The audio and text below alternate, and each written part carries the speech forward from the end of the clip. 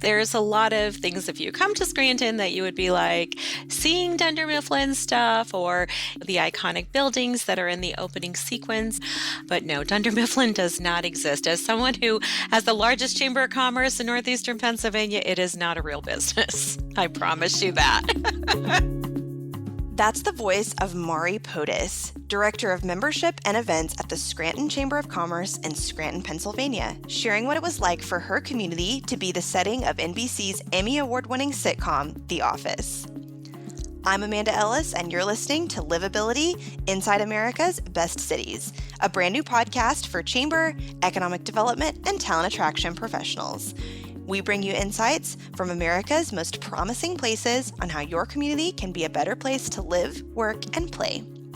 To learn more about this podcast, visit livabilitymedia.com, where you can also sign up for Livability's monthly Let's Talk Talent Attraction newsletter. Now, let's jump in.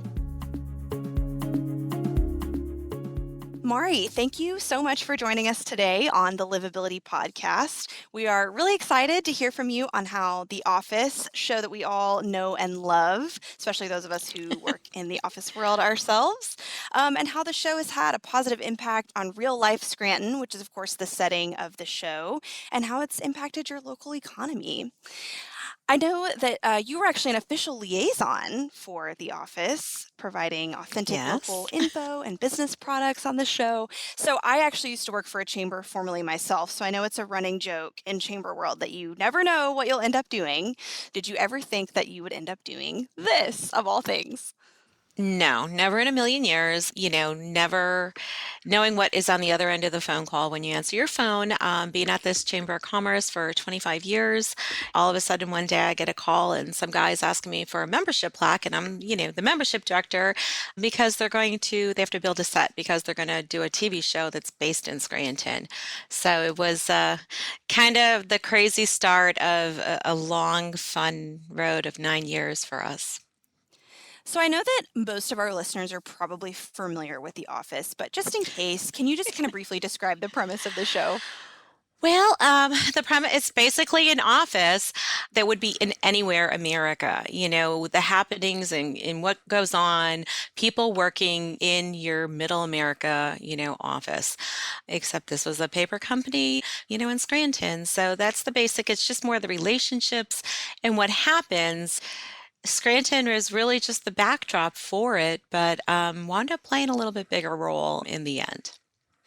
Yes, and the paper company is fictional, right? It's not a real company.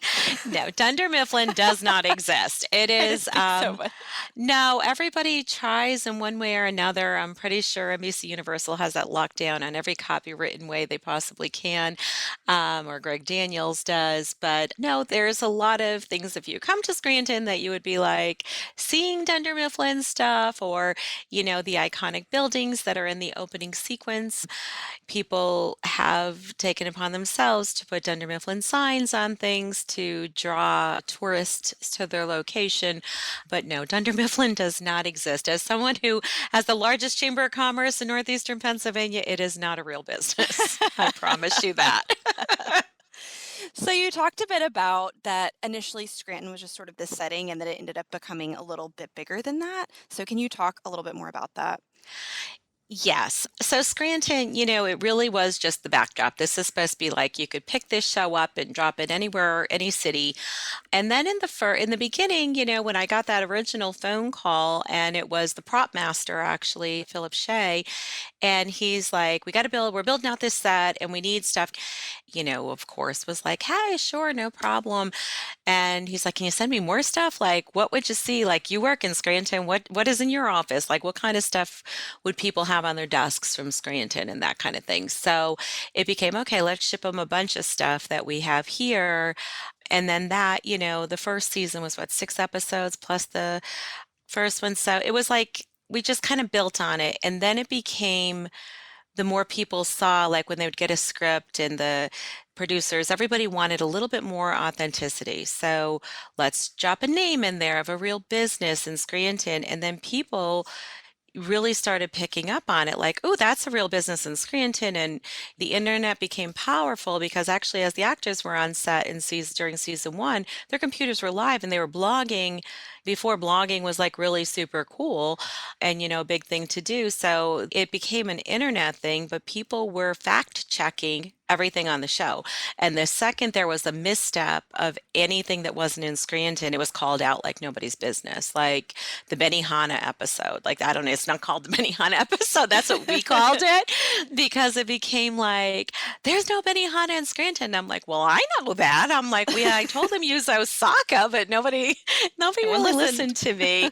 It kind of became a thing that, okay, let's pull Mari into production meetings. And I'd be phone called into production meetings. And it's like, oh, well, we have, this company, or this is that one, or this, our local rental. We wanted everything as local Scranton as they can get, and it became really cool in season two. And then after they won the Emmy, and everyone started really fact checking and, looking for that authenticity, it really became a thing, which was really awesome for our businesses and, made Scranton just a little bit cooler. Yeah, what a cool part of your job to get to be involved Oh, with. It's pretty neat.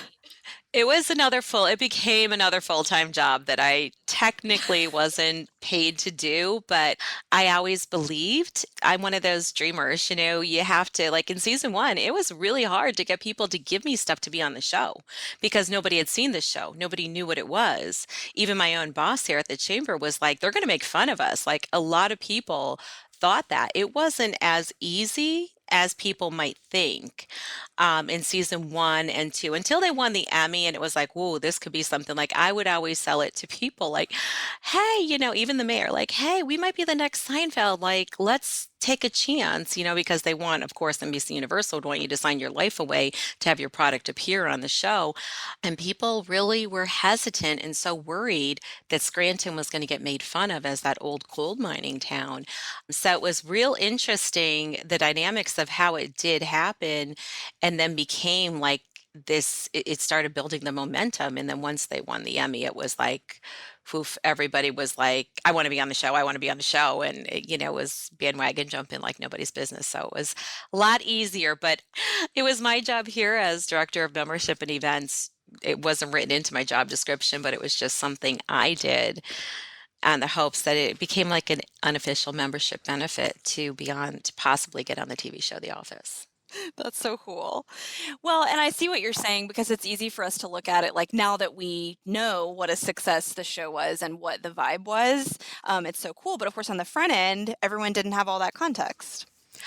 No, no, no, no. Season one. And then even when I saw like the pilot after like we had all season one was filmed and I was like, oh, I don't know about this. Like I didn't know if I liked it because, it's not everyone's humor. And it certainly wasn't back then as popular as it is now. Syndication blew it through the roof. I mean, it just took it to the next level. And it is, top show of the 2000s, but it wasn't even back then, in 2007, everything like that. When we were trying to do an office convention here in Scranton, local people were like, well, like, I don't know, like, what do they think it's something more than it's going to be or is, or, so it was real interesting, some of the obstacles we had to get through. And it was a really good gamble in the end because, I mean, now it's gold. It really is gold for Scranton. Yeah, I mean, you're right. It's a certain kind of humor. I know for me, let's see, 2000, you said 2005 to 2013 was the run years, I think. Yep. And so it was kind of just starting to get popular when I was still in school, still in high school, getting into college, and I never got it. I never started thinking it was funny until I'd had a couple of internships, and then I was like, oh, I get why it's so funny. A lot of people didn't pick it up. I mean, some of my best friends and stuff like that, and people apologize to me. They're like, "I'm sorry, I just don't like it." Like, and I'm like, "It's okay." It's like I don't like every TV show there is When you're either. like, it wasn't all my idea. I just, Yeah, it's like I just kind of defaulted into being a little tiny part of it. But yeah, it's really really crazy. And now, like I think well, you're talking about like going back there. Like my children were being born during this. Like, there's a hole in props because when I left for maternity leave for 3 months, nobody, I had people lined up and everything like that. And they're like, yeah, no, we're good. Like, it was a tremendous amount of trust with me, with the producers, with the prop team, with the wardrobe, all the different departments that I worked so closely with, and making sure we got everything. And it was so funny. And now my kids, my daughter's like the biggest fan. Whenever I have to do anything, she's like, oh, I'm there. I'm like willing to help. And she's like going to be 16. And her friends, I mean, I can get them to do anything if I pay them in Dunder Mifflin, swag, the office swag. Like, it's truly Cool amazing. mom cred. Yeah, really. A perk that you did not know you were going to get. So, Yeah, you did not know. And it's really crazy as people, I'll share this fun fact with you. People do not realize, what we're talking about here today and the true involvement. There are people all over the world that don't really think this all happened like this. My daughter did a TikTok video of me working, in our kitchen at my island. And then it's like all pictures, like all the autograph swag and stuff I have in our home and, down in the rec room. And it went like, she got like 200,000 views in like a weekend. And the comments were alarming, like, this is not true. Like, nobody did that. That's not how things happen. They have, all, and I had to stop watching the things because I was like getting super defensive. I'm like, oh my God, I did all that stuff. Why would it they is say I real. did it? Yeah, it was really funny. But yeah, it's really amazing how the littlest thing, there's such a massive following for it. It's really amazing. You got to show me that TikTok now. Oh, Definitely I want to think see I it. want to say she deleted. I hope she didn't delete it because it was really funny. It's my claim to fame. I tell her. So I know there's some pretty big name celebrities in the show, but maybe they weren't as much like when it came out. I guess my question is, it sounds like there was some initial hesitancy, which I guess makes sense, but did that allay any concerns? Like it wasn't just like random, I don't know, totally random show, with totally random people, but maybe when it started, it was more. It was. I mean, I didn't know many of the characters. I mean, Steve was just becoming a superstar at that point, Steve Carell, because that was, let's see, when I was on set in 2007, that's when Evan Almighty. So like 40-Year-Old Virgin, I feel like just came out when this show was being filmed and stuff like that. So he was just on the cusp of his, A-lister status. And because I remember I was on the set for 2007, he was just launching Evan Almighty, I think was his movie. But yeah, it was like, so he's the one I knew. I didn't know John Krasinski, Jenna. I just didn't know any of them. Your atypical, A-list superstars. And I think most of them have risen to a level as a result of the show. I mean, Steve, he was there. He was contracted for what, the 7 years he was under contract for, and then he was out. But Rain wasn't the star that he is either. And I mean, when Steve left the show, I mean, Rain became like the front man at least when you'd be on set or something, he was like the big dog and would greet everybody and that kind of thing. So it was kind of cool. But no, I don't think they certainly weren't as famous as they are now.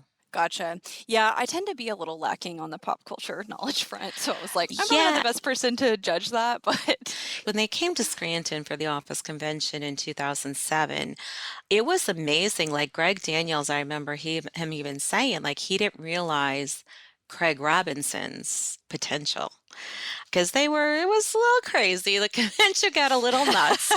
There was a lot of fun, but like the Saturday night, it was a huge party, people from all over the world in Scranton. And next thing you know, Craig Robinson's like up on stage with the band singing, like crazy. Like, and I was saying with the producers, they're like, who knew? Like, who knew he had this like craziness and fun and could sing and do all of this? And Ed certainly wasn't. I mean, he was, God, like a C-lister when he was here in 2000, Ed Helms when he was in 2007. a So, C-lister. oh yeah, I believe I had words with him. It's just funny Yeah. wording. Well, it is. It's like, okay, well, look at him now. I mean, he's, Yeah. starring in movies, but no, I mean, when they can run around Scranton with all these mega fans of theirs that they didn't realize were mega fans because you didn't really know who they were, back then. And for producers of shows not to even realize, they knew who they were, but the potential, and even look at Craig. Craig's doing pretty good these days himself. So I think the show had a lot to do for, God, all of them. Yeah. So, as far as what it did for you all, for Scranton, I definitely want to hear about the economic impact that you've seen during and after. Well, it's interesting. Like I said, I'm born and raised in northeastern Pennsylvania, just, north of Scranton here, and I've worked at this chamber for 25 years. And it's really amazing, to see what this show has done and is doing for our town here. Scranton, the old coal mine town, and red light district, whatever, all the old names were, and oh, we're Electric City because, the electric cars and all that kind of stuff. That's cool, but it wasn't as cool as, a hit TV show, let's be honest. And right before the show, I mean, we did have, we had the Red Barons, which were the AAA for the Philadelphia Phillies. And then that deal, everything changed, and we got the New York Yankees AAA team, which how cool is that, right? That's like Yeah. super until you get a TV show. Really, this show has done so much for this town. No matter where you go, you say you're from Scranton, you could be in an airport across the world. People know who you are. And they do it. It's not because I work for the show. It doesn't matter who you are. You say you're from Scranton, and everybody goes, The Office, the TV show. People want to come here. I mean, the amount of calls and requests I personally get myself because people, I don't know, whatever, they think I'm more than I am. But yeah, I don't even Or know. I'm they like, know yeah, who I'm really runs everything. One of the they two. really, yeah. I literally am like, no, I really am just a membership director of a chamber of commerce. But it's interesting because but they want to talk. I mean, they come from all over. I had a young man come in last year. He was coming up from Nashville to celebrate his 21st birthday in Scranton. He was having his very first alcoholic drink at Pub Richards. And that was his like mission in life because he was a diehard fan.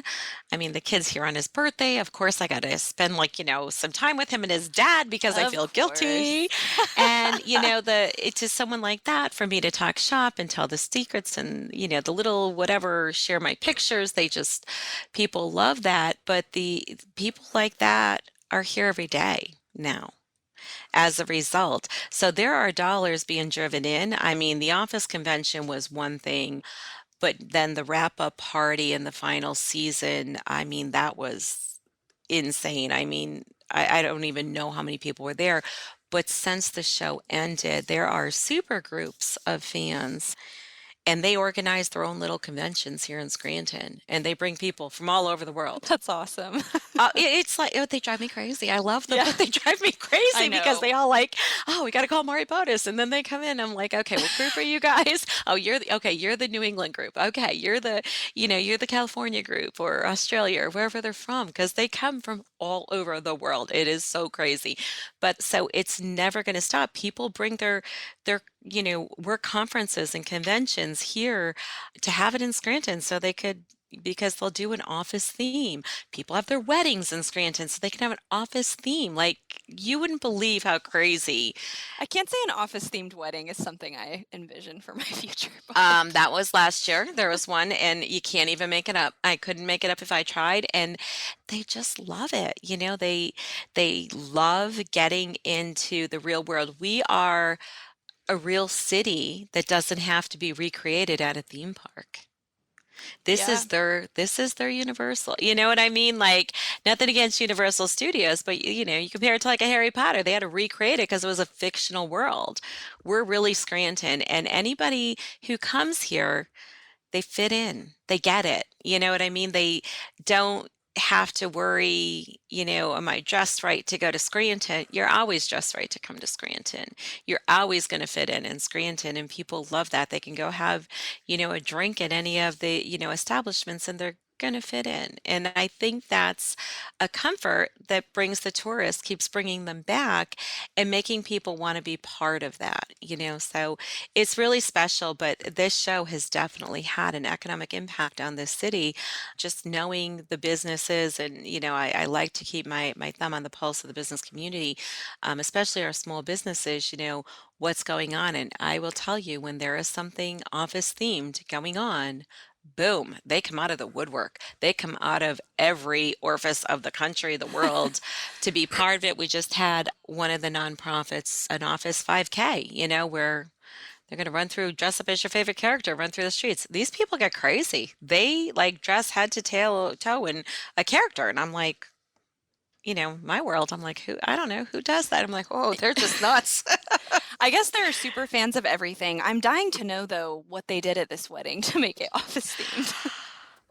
You Do know you know? what? It's in Scranton. Oh, a lot of them. Well, somebody destroyed my cutouts. I used to have all cutouts of the characters, so I used to like just give them to people, let people use them. And one time they never came back, and they were very expensive. But people will go to every extreme, and depending on what kind of people like person they are, some people will go right into show, whatever the show set was, or if it was this and maybe they gave out yogurt lids. Like, people get crazy, I'm telling you. Like, they will make their own things. Oh, this was done in the office on episode blah blah blah. Like, they will give me the stats like nobody's business, and I'm like, whoa, that's like so scary that you know that. But that's what they will do. They will maybe dress, like Pam did for her wedding, or they will recreate things that happen in the show and implement it, or they'll have a pretzel bar at their wedding. Like, seriously, That's like that's fascinating. it is. They go to every length. That's what they like and what they love about the show. Yeah. They take anything and everything, and people do that in everything when they come here. Like, that's when company has a corporate retreat, they'll put out, if they're going to have in Scranton, they're going to do an office one, and they're going to put out that, like, the pretzel bar, or maybe they'll have, a fake chili cook-off over here. Anything that they could dub from the show to make it office related, they'll do it.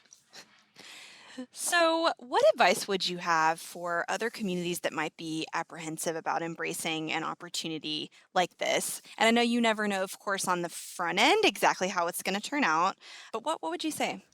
Well, my philosophy was taking a leap of faith because, one, I'm dealing with NBC Universal. So when it's going to be clean, it's going to, Yeah. I have high morals, and working at Chamber of Commerce, you always, every chamber does. We like to have fun, but we still, have our high ground.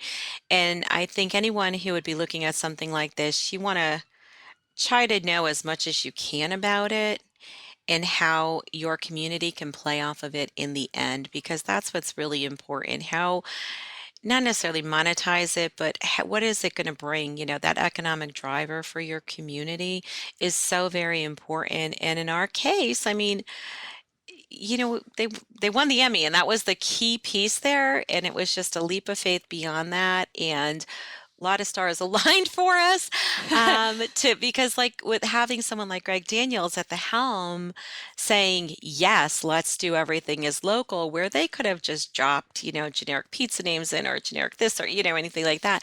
But to have someone like, hey, they're doing a different show, that's what this was all about. So, but anyone, like, why would you not want to have the chance to be the next office community? You really have to look at that. And I'm really glad that I pushed it. There's sometimes when you're a little eager going up against, the main people in this town saying, like, "But this could be a really good thing," and I'm like, oh God, if this is bad, I'm dead. I'm going to be unemployed. I'm going to be, like, blackballed from Scranton. And luckily, it wasn't, and it's a great thing. But as a Chamber of Commerce, I think you always have to look for the positive in things. Where can this make an impact with our businesses and our members and our community? And if it's a TV show coming down, if it's a show, you just have to make sure it's the right fit for your community, is what it is. I mean, obviously, there's a lot of different ways to look at it, but that's what I saw. And in our case, it was NBC Universal, so it was going to be in prime time.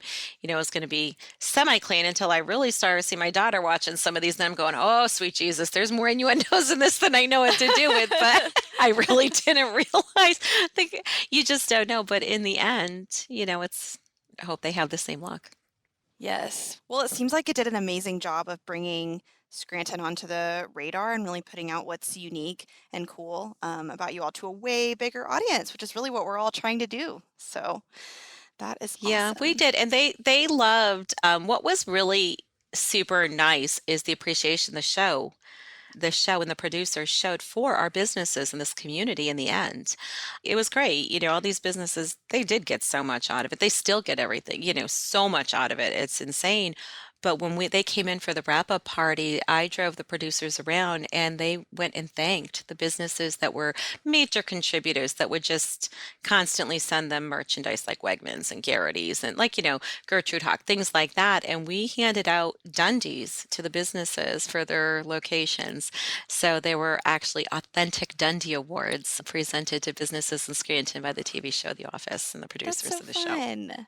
Do you know anything else about why they picked Scranton and why that was their choice? Well, there's a couple different stories, but to the best of my knowledge, Greg Daniels used to have Valentines when he was young, and on the back, they were made in Scranton, which was the Paper Magic Group that Uh-huh. was located right up on Mulberry Street here, and right across the street from the Paper Magic building. There is this little corner, well, it's a Thai restaurant now, but there was a sign hanging outside that said The Office.